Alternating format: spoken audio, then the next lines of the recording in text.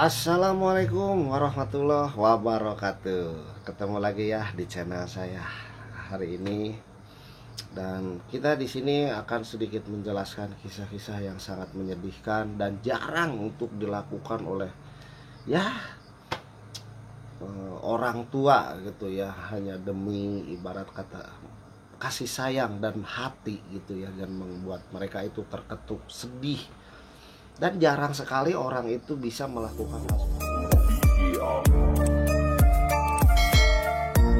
mereka itu sangat sedih dan lebih menyayangi daripada anak sendiri ibarat kata ya.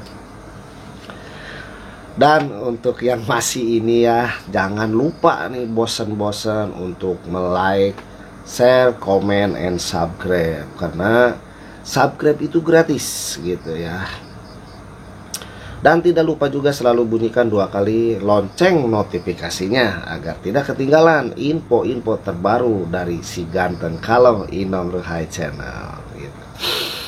Dan kesempatan hari ini Inong ingin sedikit bercerita tentang seorang TKW yang bekerja di Taiwan gitu ya, dengan berat hati mereka itu untuk melepaskan dan rela mereka itu untuk membawa di sini gitu ya, untuk dirawat dan diurus seperti apa dan gimana. Apa sih penjelasan mereka kok sampai gitu ya dari Taiwan itu mereka membawa sesuatu yang sangat berharga gitu ya. Dan di sini Inong tidak akan panjang lebar ya, seperti gimana kisah dan cerita seorang TKW itu yang membuat ya, kalau yang nggak kuat siapin tisu gitu ya.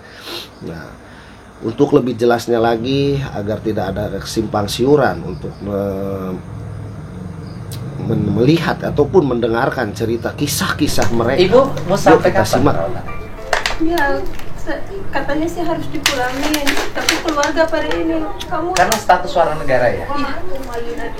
Dia kan berarti umurnya udah dewasa. Status warga negaranya mana? Masih Thailand. Izin tinggal di Indonesia. Tapi kan negara juga nggak mungkin bisa melakukan ini. Dia ilegal tinggal. Kalau di sini. emang ada itu gitu, saya temukan dulu sama ibu sama kakaknya, tolong urus. Kalau emang dia nggak mau ngurus, kasih saya. Ya gini, artinya kan kita tawarin dong ke orang tuanya, ke Iya. ibunya, ke kakaknya, mau diurus nggak? Enggak, iya.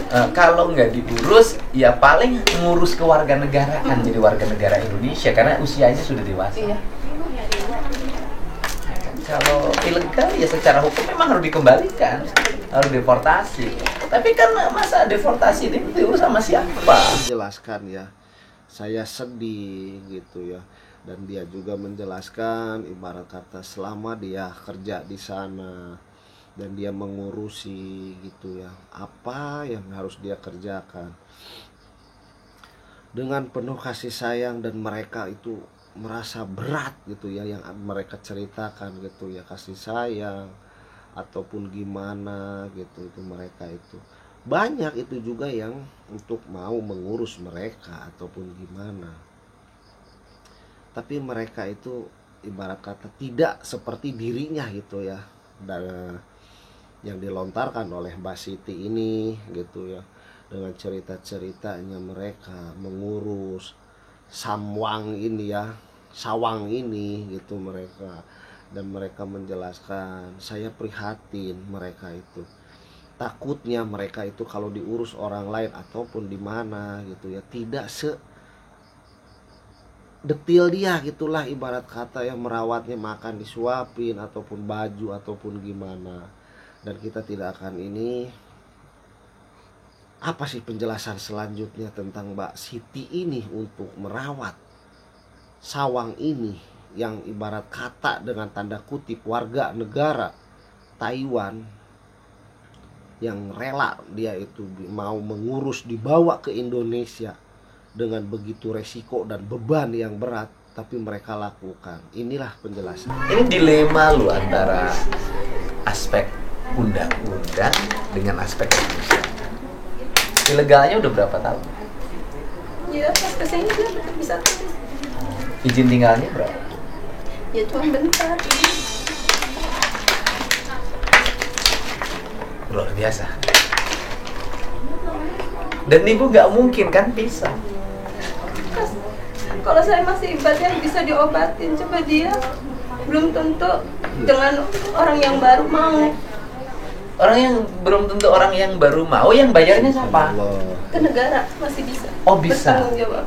Oh, di Taiwan. Jadi anak yang seperti Katanya ini. sih seperti ini dia dapat santunan 1 bulan 30 juta atau berapa? Oh, di Taiwan, anak yang mengalami distabilitas seperti Iya. ini, siapa yang merawat? Nanti dibiayai oleh negara. Tapi pasti masuknya ke panti asuhan. Kalau saya kalau ibaratnya ini jangan diputusin secara langsung. Kasihan mentalnya dia. Jadi kalau ke Taiwan nanti pasti dirawat di panti asuhan. Karena misalnya ditelantarkan oleh orang tuanya. Dan itu dibiayai oleh negara panti asuhan. Jadi dijamin. Cuman Mbak Siti pun menjelaskan, saya juga ibarat kata ya tadi menjelaskan saya berat walaupun disimpan di panti asuhan, bahkan ada juga yang untuk TKW pelarian, lari gitu ya, kabur dari majikannya. Udah beberapa orang dicoba tapi tidak ada yang bisa mengurus sawang ini. Nah, terus dari negara pun mereka itu ibaratnya dari negara Taiwan gitu ya. Mereka itu juga ada jatah untuk anak yang memiliki ibaratnya penyakit seperti ini ya, disabilitas. Itu Mbak Siti menjelaskan kurang lebih 30 juta gitu ya dari pihak Taiwannya gitu. Tapi ya tidak tahu gitu ya. Tapi dengan 30 juta itu mereka harus dirawat di panti asuhan gitu ya. Tapi kan Mbak Siti itu tidak bisa gitu ya, berat untuk melepaskan hal seperti itu gitu. Karena apa? Takutnya tidak bisa ada yang merawat sebaik diri dia sendiri gitu ya, penilaian dia. Karena dia itu saking sayangnya, bahkan mandiin ataupun gimana gitu ya. Jadi Mbak Siti di sini mengatakan, janganlah saya dipisahkan secara langsung dengan sawang ini gitu ya. Karena mereka yakin gitu, karena dia itu bisa sawang seperti ini itu hasil kerja keras dia. Jadi dia mohon gitu ya, dan dia juga mendapat ibarat kata apa ya?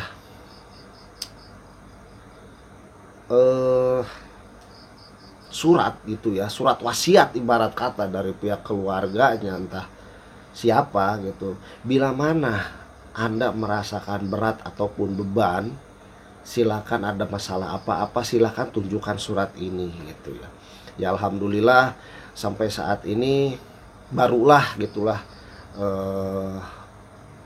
mereka gitu mengetahui sebenarnya seperti apa, dan mungkin di sini mereka akan gitu ya diurus ataupun gimana nanti ada kelanjutannya untuk mereka urus, entah dari pihak imigrasi gitu ya. Dan seharusnya ini kan ibarat kata harus dideportasi gitu ya, karena mereka itu sudah lama di sini.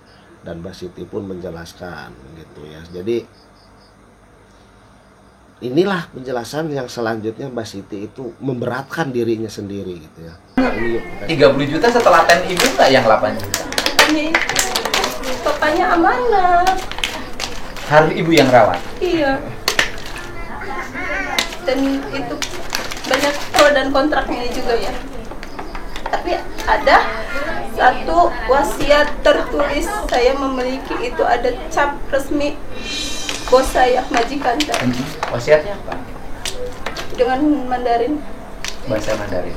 Enggak, inti dari wasiat. Pokoknya dia ngomong kalau ada sesuatu yang memberatkan saya atau memberatkan Titi, tunjukin ini.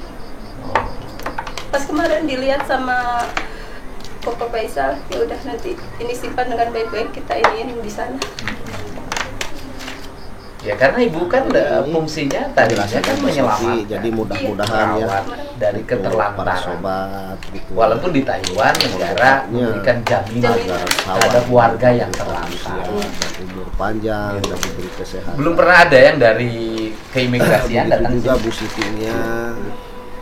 Alhamdulillah. Ya nanti kan atas kebaikan. ya karena ini kan sudah terbuka ya Bu ya. Orang Tahu, sudah tahu. Taiwan. Ya paling nanti kita bicarakan dari Mereka sisi aspek menjelaskan antara begitu regulasi banyak, aturan panjang hukumnya lebar. dan sisi kemanusiaannya kan. Mereka itu Yang dicari sawah. adalah solusinya Taiwan. seperti apa Seperti apa? kalau Alhamdulillah, menghadapi anak yang seperti ini.